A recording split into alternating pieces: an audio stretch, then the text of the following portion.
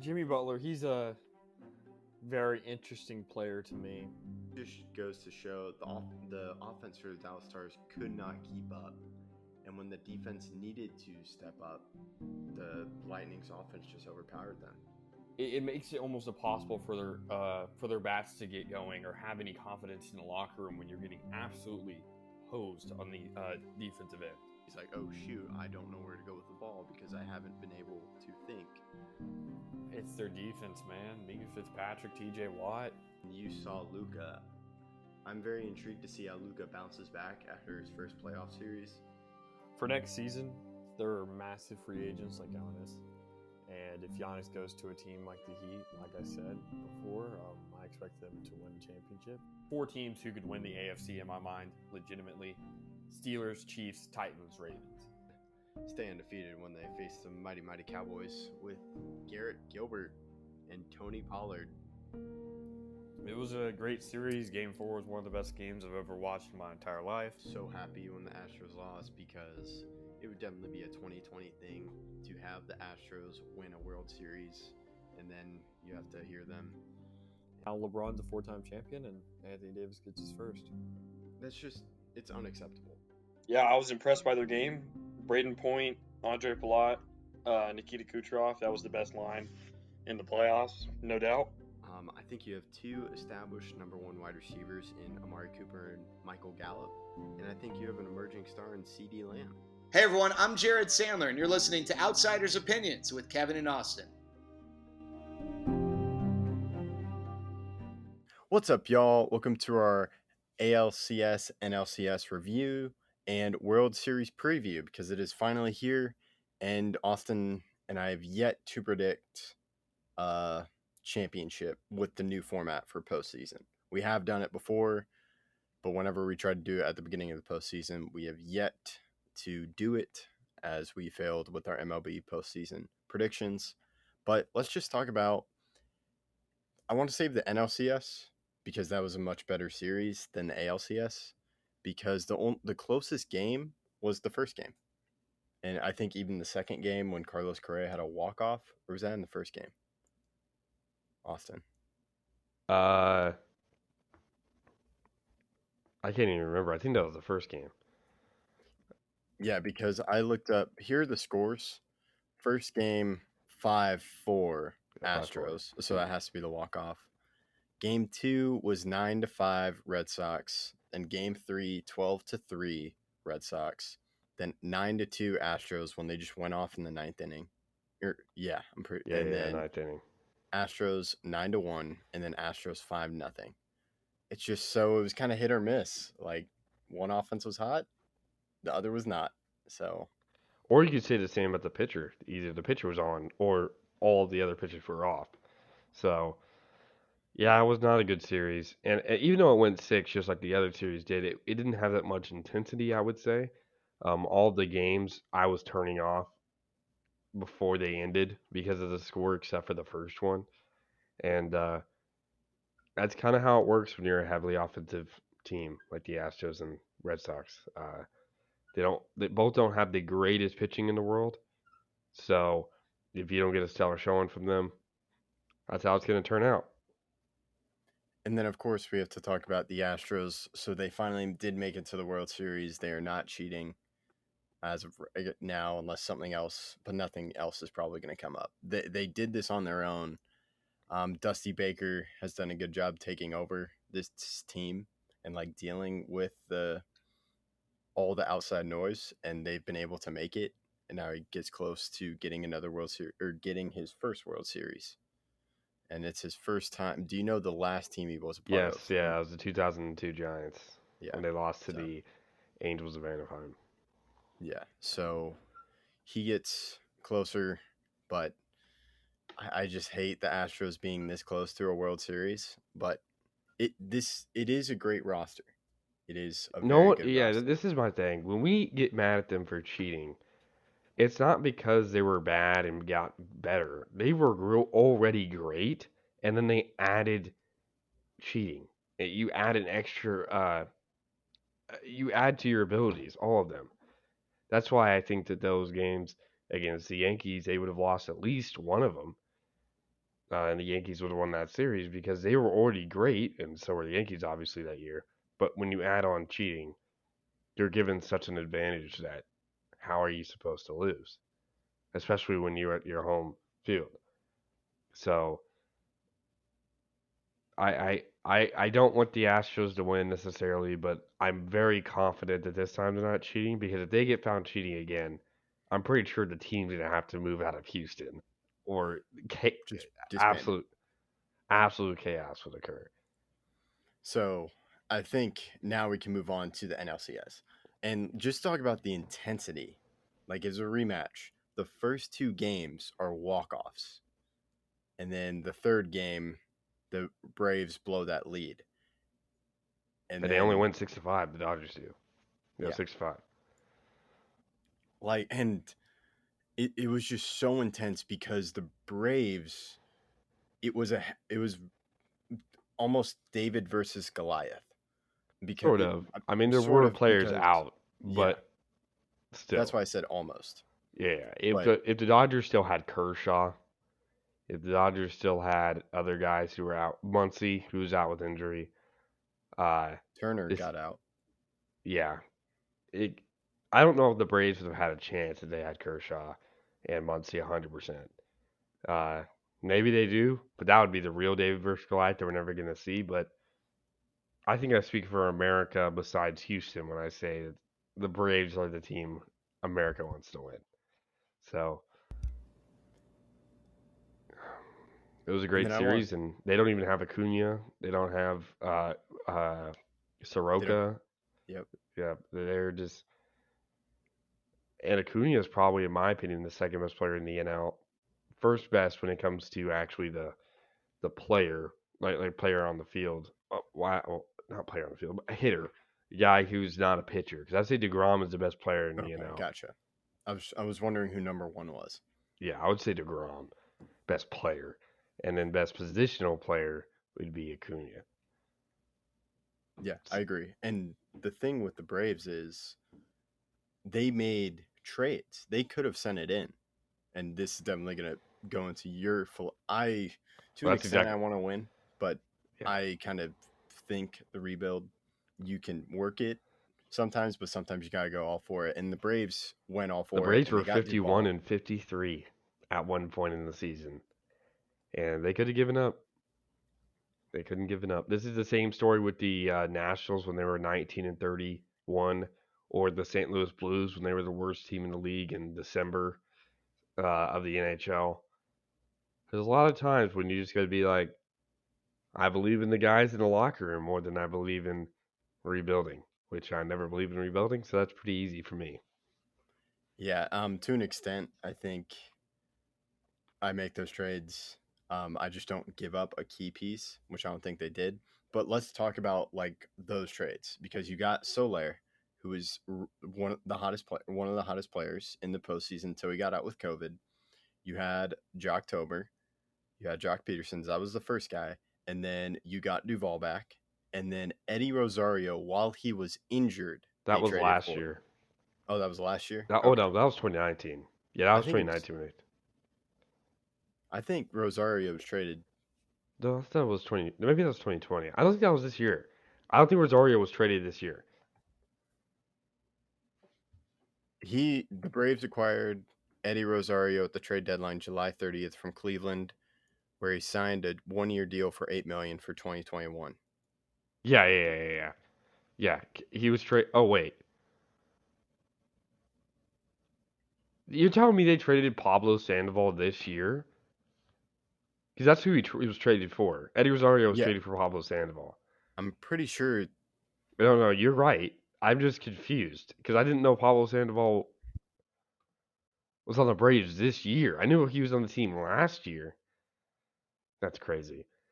But still, this just shows how bad the Indians are, or just their ownership. I feel really bad for the Indians fans because they are trading everybody away for no one. Literally no one. Do you know who that got back? Pablo Sandoval, and they released Pablo Sandoval in 2 seconds. Well, yeah, it was the salary dump for them. Eddie Rosario isn't making that big of a salary. It's not much of a salary dump. It's I don't want to pay this much money. Well, they didn't want to pay $8 million, and Cleveland is a Their team their that their their doesn't. They're a team small is market team. worth combined like 50 now. They traded everybody besides Jose Ramirez. That is it. And Roberto Perez, but Roberto I don't think is making all that much money, but he's one of the best defensive catchers in the league. So it's just I hate ownership like that. That it refuses to pay, refuses. That is just like I would rather make money than make a good team. And that's I feel like the Indians were a playoff team. They definitely were. They finished 80 and 82, and they shipped everybody. They probably would have gotten at least 90 wins, if not 92 wins, and challenged the Yankees and Red Sox for that playoff spot. That's a good point. Um, the Indians having the trades. So the trade that sticks out to me is trading Corey Kluber and getting Emmanuel Clase and Delino Shields, but Delino Shields stay up. But Emmanuel Clase is very, very good pitching wise, and that is definitely not an equal trade Yeah, between the Rangers. you guys had got 1 inning of Kluber, one for Emmanuel Clase. That's an expensive inning. Just putting that out there. Yeah, so that's why I think there comes a point which it is on ownership. Like Cubs did the same thing where they're like, we don't want to pay our players. They didn't want to pay Baez, Rizzo, or Bryant, so they ship them off. So I think maybe that's a conversation we could have for another time. But with the Braves just making those trades, in contrast to the teams we've been talking about, they have all stepped up. Rosario was the MVP for the NLCS. So I think that transitions us into the MVPs. Alvarez played incredible for the Astros. What do you want to focus on for him and him being the ALCS MVP? Well, he just had hits in big moments. Him and Kyle Tucker did, and Yuli Gurriel. Uh, it's going to be a big competition. He's the DH. His job is to hit, and I'm interested to see who's going to be the DH for the Braves this series while they're in Houston. Who the DH is going to be? I would assume it'll be Soler. Soler's coming back from being on the COVID list, and maybe it's Jock Peterson and put Soler in the outfield, see which one is better outfield wise, and then start the other one in the DH spot. But Alvarez needs to come through. He's a terrible defensive player, and that's why he does not play in the field ever because he's almost incapable of doing anything in the field. I've watched some of his highlights, and by highlights, they're bad lights. They're not good. Low lights, whatever you want to call it. But he's one of the best hitters in the MLB, and uh, he deservedly won the ALCS MVP. It was a big reason why they won, especially in such a high-scoring series. So I definitely anticipate him being a big part of their win or loss, whether or not he performs well or doesn't, is going to have a major impact in this series. Yeah, so let's move on to the World Series preview. So, pitching advantage, I'm probably going to say Astros because I think the Braves do have some high quality pitchers. It's just when I think of their bullpen, I would defer to the Astros with bullpen than Yeah, the Presley, Braves. Graveman. Yeah, that's a pretty good tandem right there. And the Braves need to stop playing Luke Jackson before he ruins their entire season because his postseason ERA is like 40. So I don't know. They've also Tyler Matzik has pitched every game. So, There's a long break. He'll probably pitch in game one. well, he'll probably pitch in game one, but their bullpen has not been able to rest. Like the Astros bullpen has been able to rest because of just how When you're just showing somebody 9-1, you don't really need to take out your best reliever and put him in the game. yeah. But And I'll agree with you. I'll say Astros have the pitching advantage. now hitting advantage. I think I'm going to say Astros again. This one's really close, and I'm going to call it a draw because It depends on who's playing well, because we've seen Altuve and Bregman not play well, but we've also seen Freddie Freeman at points not play well.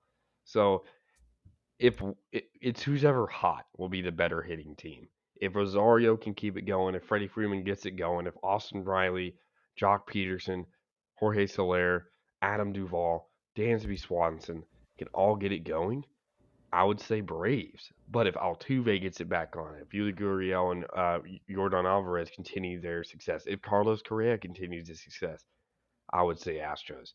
But this one's close enough to where I really can't choose a winner. It's just who's on that night. Okay, it is very close, but I think I'm just going to side with the Astros just because of Correa, Alvarez, and while we have Soler's coming back from COVID, so we don't know how he is doing, and hopefully Freeman is just starting to heat up, but it is close. So now must perform list. Let's do Astros. I think it just came out that Lance McCullers is out for this series. So we saw one pitcher do incredibly well, and that was Valdez, who went 8 innings against the Red Sox. I think if he can play, that's a big thing. And then another player is Carlos Correa. And then I'll probably say Alex Bregman. I think he is a must. He is a guy that really, if he shows up, it definitely goes to the Astros' favor. Yeah, so this must perform list, just for everybody listening, is players that must perform in this series, or they will cost them the series. I'm going to say Gurriel and Alvarez need to keep it going, and then a pitcher needs to perform at Cy Young levels. Whether it's Greinke somehow coming back and being amazing, or it's Graveman or Presley playing in every game almost and pitching exceptionally. Someone needs to have a Cy Young performance in order to either close out this series or get it off to a hot start. All right, now on to the Braves and the must perform list. I'm going to go Albies. I'm going to go starting pitching. They need to go farther into the innings, which is tough because they've really cycled through a couple. But if they can go far into the innings, then they don't have to go into their bullpen as much. So you can rely on guys, but you can also give them a break. And then my third person is probably Freddie Freeman. He did not start off well in the NLCS, but then he started getting hot. So hopefully he continues to stay hot, and then that will help the Braves because he got the series winning hit against the Brewers. He got that walk off. Well, it wasn't a walk off. He got that game winning home run. So What is your list? My list is Charlie Morton, Jock Peterson, and Freddie Freeman. Jock Peterson has been a major part of every series that they've won. Freddie Freeman is the heart and soul of Atlanta. And Charlie Morton, he will start 2 games during this series if it goes far. He has to win both. They have to win the 2 Charlie Morton starts. If they do that, they will win this series. I can guarantee it. If the Braves win both Charlie Morton starts, they will win the series. So they cannot afford to lose a start from one of the best pitchers in baseball. They can't. And the fact that he is playing well so far this postseason only adds to that. And I'm excited to see what's going to happen. He has played in now. This is his 3rd World Series with 3 different teams. He was on the 2017 Cheater Stros. He was on the 2020 Tampa Bay Rays, and now he's on the 2021 Braves. So he's been in big moments, and he needs to come through, or it's not going to be looking pretty for a team that needs all the help they can get, especially with all the injuries they have.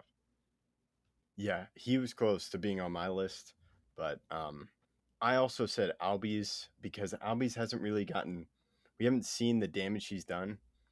He hasn't been able to do that this so far, and this in the postseason, like what we saw during this season. So I think if he comes up, that's huge. But let's just say, not for points, who do you have winning? I'm probably going to say Astros in 6, even though that hurts to say. I don't know how much farther the Braves can go, even though I would be so happy that the Braves win. But if I say the Astros are going to win, hopefully the opposite happens, but it's probably going to be the Astros winning. So you have Astros in 6. Yes. I'm going to go Astros in 5. I think they win the first Charlie Morton start Tuesday, and then their pitching really can't get going. So you and I agree on the winner. We just disagree on the games. I want to be wrong, but the last time the Braves made the championship, they got swept by the Yankees in '99, and that was a long, long, long time ago. So this team isn't as experienced, and while they made it to the NLCS last year, but they just picked up Soler, Peterson, Duvall. Duvall wasn't on the team last year, but they're picking up guys who don't necessarily have all that experience. So it's gonna be. I hope it's a better series than I anticipate, but we'll find out Tuesday when it starts. Yeah, you and I agree. I think the magic runs out with the Braves. Like, I think if Acuna were playing, it's totally different story. If Acuna was playing, I would give the Braves the edge because I think that he's a catalyst for this team, and I think that they could will it to happen. But Acuna didn't play all that well last NLCS, so I don't know. Or maybe if it's just Soroka. If Soroka is here, I'd probably defer to the Braves, even without Acuna. If they had Acuna and Soroka, that'd be the time I'd probably say that they have a good chance of winning because they need another starting pitcher and they just don't have it. Yeah, I'm just saying Soroka or Acuna. So I'm saying if I had to choose between one, I'd probably choose Soroka because of the starting pitching. That's the thing that pushes Astros over Braves for me. I think what puts it over the edge is experience. This entire Astros team has been to multiple World Series. They even the guys who haven't been there, like Alvarez didn't go to the 2017 one, Michael Brantley didn't, but they were both on the 2019 team. I really do anticipate this to be not the best series in the world, and this MLB playoffs have been a little bit underperforming for my like. I know there has been a fair share of walk-offs, but the entire ALCS was terrible, basically, and every game was a blowout. And I hate seeing blowouts, and it seemed like almost every game, besides the Dodgers series versus the Giants, had been the best series so far. Every game was close. Within 4 runs is what I define as close. So, I mean, it's gonna have to be this is really David versus Goliath. Not only is Goliath the bad guy, but they're really undermatched. So, I hope it's a more enticing series than I let on, but it's not looking like that to start out. Yeah, I definitely agree with you. I think you make some solid points, and also another a true David and Goliath matchup. So that concludes our our conference series previews and our World Series preview. So be on the lookout for when we do a review and all our other videos. Thank you for checking out Outsiders Opinions.